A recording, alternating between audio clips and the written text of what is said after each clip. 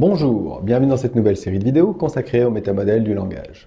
Alors qu'est-ce que c'est que le métamodèle? Il faut savoir que le métamodèle du langage est le tout premier modèle PNL jamais créé. Il a donné lieu à un livre qui s'appelle La structure de la magie, qui a été publié en 1975 par John Grinder et Richard Bandler. C'est le tout premier modèle PNL, c'est de là qu'est née la PNL. Autrement dit, toute la PNL découle d'une certaine manière du métamodèle du langage. Donc connaître le métamodèle est un préalable indispensable à toute personne qui souhaite étudier la PNL, puisque c'est simplement la base de la base de la base. C'est aussi très utile pour tous les coachs ou toutes les personnes qui ont envie d'apprendre à mieux questionner ou envie de se poser des questions par rapport aux propos qu'ils peuvent entendre de ci et de là. Mais avant de nous intéresser au métamodèle, intéressons-nous un instant au langage. Alors le langage, qu'est-ce que c'est? C'est un processus de pensée qui va me permettre d'exprimer à l'extérieur ce que je vis à l'intérieur, qui va pouvoir me permettre d'exprimer mes pensées, mes sentiments, mes émotions, mon ressenti.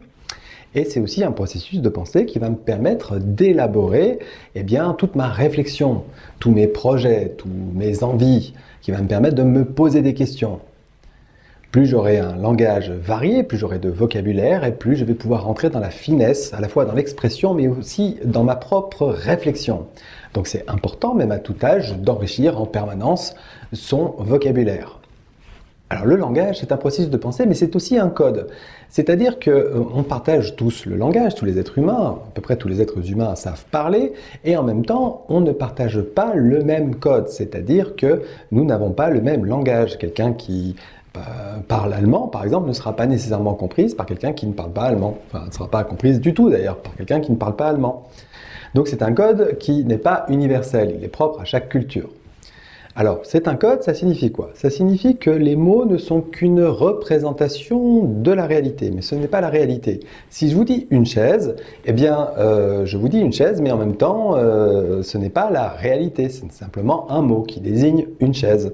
Si je vous dis je ressens de l'amour, amour c'est un mot qui peut faire référence à un ressenti que j'ai, mais qui en aucun cas est tangible. Les mots ne sont pas tangibles. Ils peuvent renvoyer à quelque chose de tangible, comme une chaise, ou à quelque chose d'intangible, comme l'amour par exemple. Dans tous les cas, le langage, il ne reflète que la perception de la réalité de celui qui l'emploie. Si je vous dis aujourd'hui il fait froid, il fait froid dans ma réalité. Et peut-être que pour mon voisin, il ne fera pas si froid que ça. Simplement, dans ma réalité, il fait froid. Mais ce n'est pas forcément une vérité absolue. Donc le langage va refléter ma propre perception du monde. Surtout quand je parle de choses intangibles. C'est sûr que si je parle d'une chaise, il y a une chance que mon voisin il a une vague idée de quoi je veux parler. Mais si je parle d'amour, par exemple, c'est assez intangible et ça m'est personnel. Et du coup, il y a une chance que mon voisin, lui, ne comprenne pas nécessairement ce que je mets derrière cette notion d'amour. Donc c'est un code qui renvoie à une réalité interne. Et ça va être vraiment intéressant, via le métamodèle, de comprendre quelle est la réalité interne des personnes quand elles vous parlent. Donc vous l'avez compris, le langage est un code qui renvoie à ma propre réalité. Le langage est structuré. Ça signifie que les mots ont une importance. En tout cas, l'ordre des mots a une importance. Si je prends une phrase et que je mélange complètement les mots, dans le meilleur des cas, la phrase va changer de signification, va changer de sens, mais il est probable que la phrase perde totalement tout son sens. Donc il y a une structure dans le langage. En français, il y a une structure qui est différente de l'allemand, qui est différente du russe, qui est différente du mandarin. Bref, chaque langage a sa propre structure. Le langage est un code qui renvoie à une réalité interne qui a une structure. Le langage admet la négation. Je vous le dis parce que notre cerveau, notre inconscient, lui, n'admet pas la négation. Si je vous dis ne pensez pas à un éléphant, vous pensez à un éléphant. C'est logique. Notre cerveau, notre inconscient n'entend pas la négation et ça va être important de le prendre en compte, surtout quand on fait des protocoles avec des états de conscience légèrement modifiés. Enfin, le langage présente une structure de surface et une structure profonde. La structure de surface, c'est ce que la personne, elle dit. La structure profonde, c'est ce qu'elle vit, c'est ce qu'elle expérimente, c'est ce qu'elle se dit, c'est tout ce qui n'est pas dit mais qui a un rapport avec ce qui est exprimé. Prenons un exemple pour illustrer. Si une personne vous dit, à chaque fois que j'entends le téléphone sonner, ça génère du stress chez moi. Vous pouvez vous dire, ok, c'est une information. En PNL, on pourrait se dire, tiens, je vais faire une désactivation d'encre. Je ne vais pas rentrer dans le détail de ce que c'est qu'une désactivation d'encre. Mais si je me dis ça, je vais probablement taper à côté du problème. Si la personne elle vous dit ça, qu'est-ce qui se passe? À l'intérieur, qu'est-ce qu'elle veut réellement dire en fait? Peut-être qu'elle veut réellement vous dire une information un peu plus compliquée, dont elle a conscience, mais elle ne vous dit pas pour faire une économie. Et oui, parce que quand on s'exprime, de temps en temps, on va à l'économie de mots. La personne, elle va peut-être vous dire, donc quand le téléphone sonne, ça génère du stress, mais ce qu'elle voudrait vraiment vous dire, c'est en fait, c'est pas tous les téléphones, quand c'est le fixe, ça me fait rien, quand c'est le portable de mon mari et de ma femme, ça me fait rien, mais quand c'est mon portable à moi, oui, et surtout l'après-midi, ça génère du stress. Mais ça, elle ne vous l'aura pas dit. Elle le sait, mais elle a pris un raccourci, et c'est tout à fait normal, on le fait tous, on prend des raccourcis quand on s'exprime.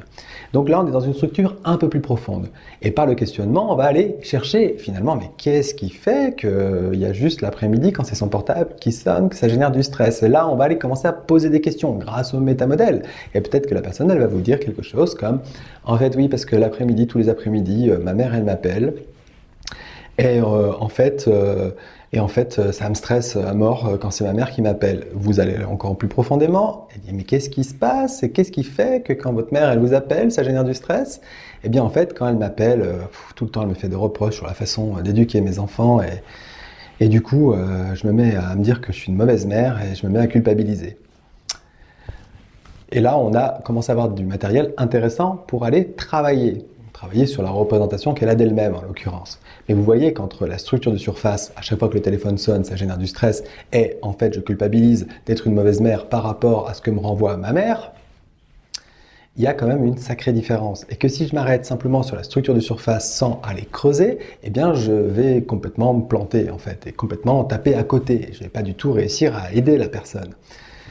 Alors, vous avez compris, le langage a cette structure de surface, cette structure de profonde, mais qu'est-ce qui fait qu'il y ait une perte d'information finalement entre ce que la personne, elle sait, elle vit, peut-être même inconsciemment, et ce qu'elle dit?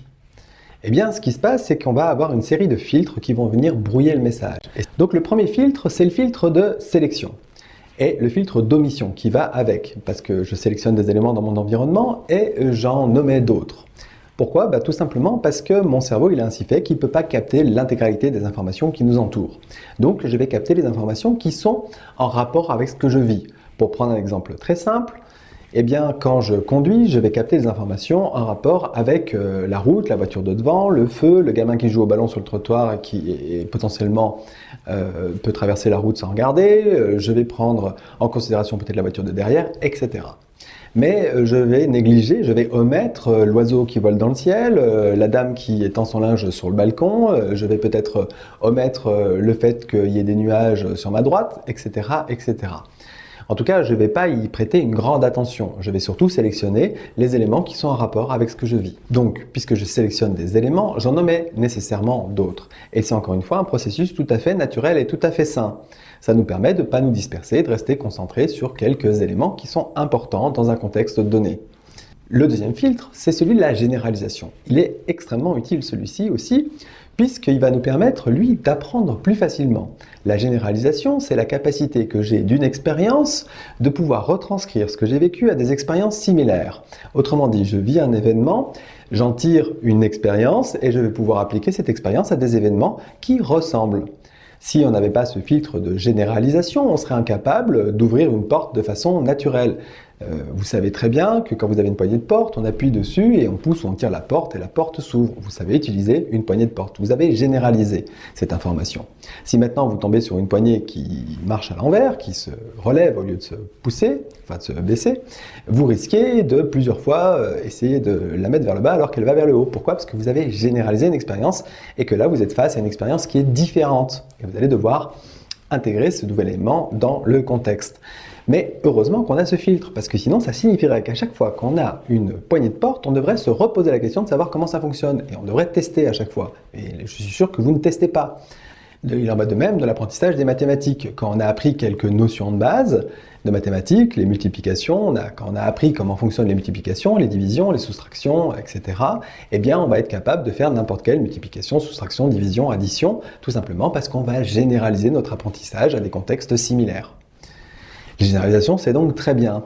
Et en même temps, ça peut être piégeux dans la mesure où on peut faire des généralisations abusives. D'une expérience désagréable, on peut en tirer une conclusion globale, mondiale.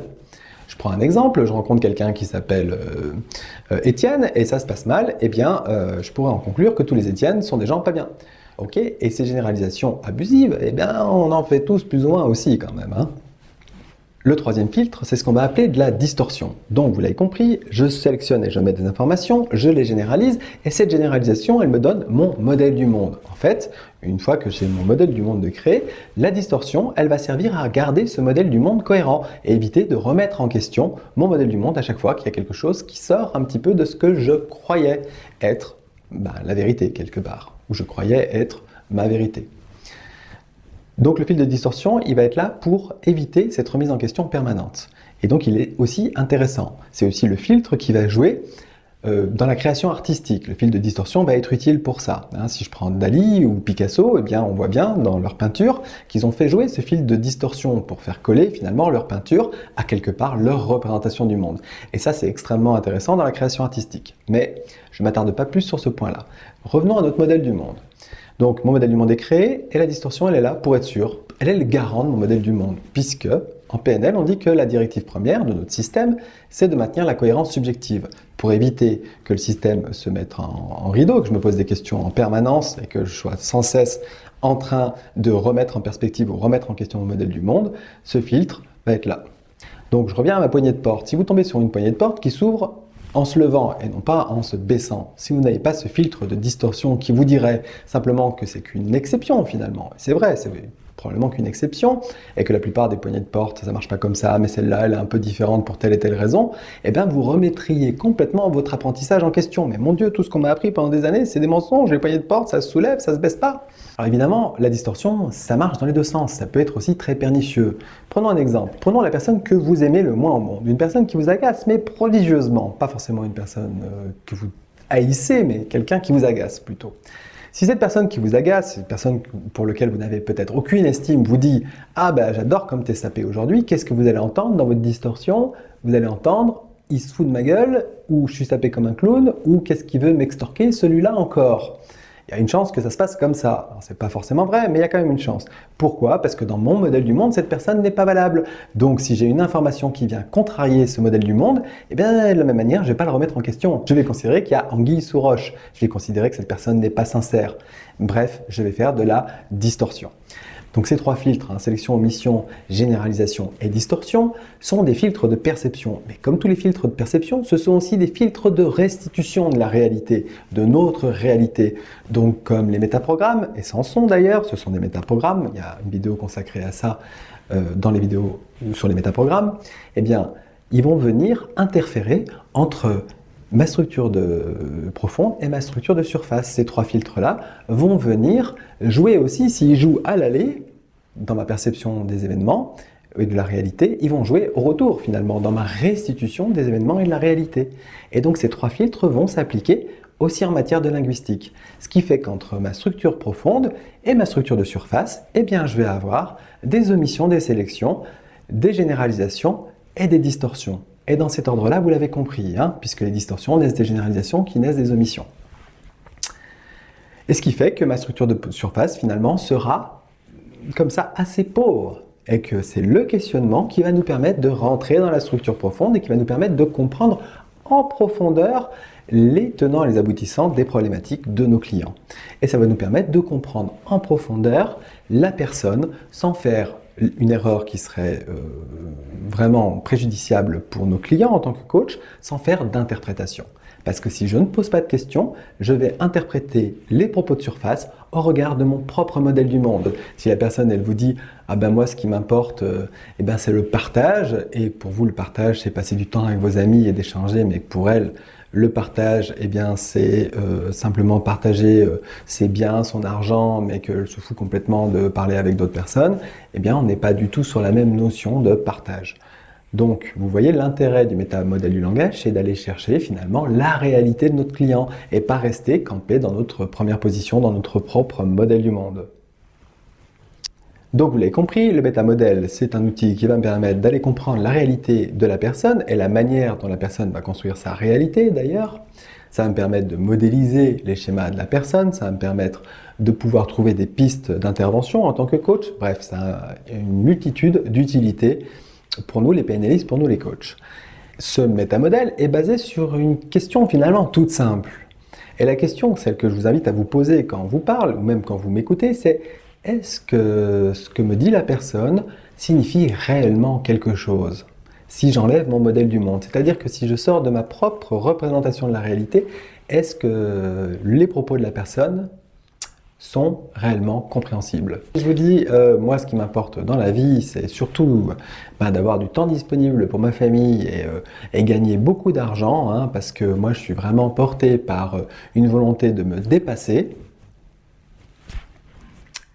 Ça a l'air de ressembler à quelque chose, c'est que de la structure de surface. Mais si on réfléchit bien à ce que je viens de raconter là, en fait ça veut rien dire. Du temps pour moi, ça signifie rien, puisque ce n'est pas quantifié. Beaucoup d'argent, pareil, ça ne signifie rien, parce que ce n'est pas quantifié. Quant à me dépasser, eh bien ça veut rien dire. Se dépasser, c'est ce qu'on appelle un verbe non spécifique. Ça veut dire quoi se dépasser? Dépasser par rapport à quoi? Par rapport à quand? Bref, on ne sait pas. De la même manière, quand vous écoutez certains discours qu'on peut entendre à la radio ou à la télévision, vous verrez qu'il y a énormément de violations du métamodèle. Que, en fait, si on réfléchit bien à ce que la personne elle vient de dire, eh ben, ça signifie pas grand-chose. Les chiffres pour ce trimestre sont en très nette augmentation et nous pouvons nous féliciter du travail fait par nos équipes pour obtenir ce résultat. Très nette augmentation, ça veut rien dire. Féliciter les équipes pour ce résultat, mais de quel résultat? Puisqu'on n'a pas les chiffres précis, on ne sait pas exactement. Enfin bref, vous avez compris. Posez-vous toujours cette question parce que ça sera le préalable. Est-ce que les propos de la personne que j'ai en face de moi ou les propos que j'entends signifient réellement quelque chose si j'oublie mon propre modèle du monde?